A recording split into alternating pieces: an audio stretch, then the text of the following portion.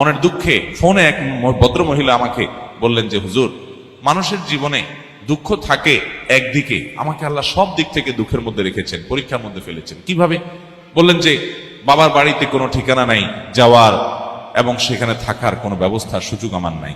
স্বামী আমার অমানুষ যত রকম হতে পারে, পরকিয়া শুধু করে না, আমার ঘরে অন্য মেয়েদেরকে নিয়ে তাদের সাথে হারাম সম্পর্ক করে। একজন নারীর জন্য এটা কত বড় বেদনার! শুধু আমার ঘরে না, আমার কক্ষ থেকে আমাকে বের করে দিয়ে সেখানে সেটা দখল করে সে।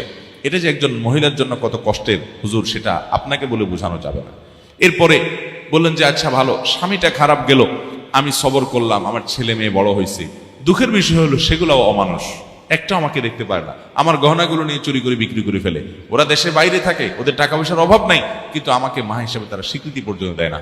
এরকম স্বামী অমানুষ, সন্তানরাও অমানুষ, বাবার বাড়িতেও যাওয়ার জায়গা নাই, এরকম একটা জনম দুঃখী মানুষ আরেকটা আছে কিনা সমাজে আমি জানি না। ভদ্রমহিলা মনের দুঃখে আমাকে কথাগুলো বলতেছিলেন।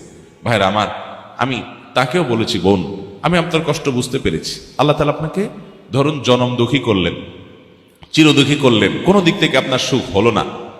এরপরও আপনি যদি এইভাবে চিন্তা করেন যে আমার সকল দুঃখের বিনিময়ে, সারা জীবনের দুঃখের বিনিময়ে আল্লাহ তাআলা যদি আমাকে জান্নাতটা দিয়ে দেন, এটা থেকে লস প্রজেক্ট হবে ব্যবসা নাকি লাভের হবে?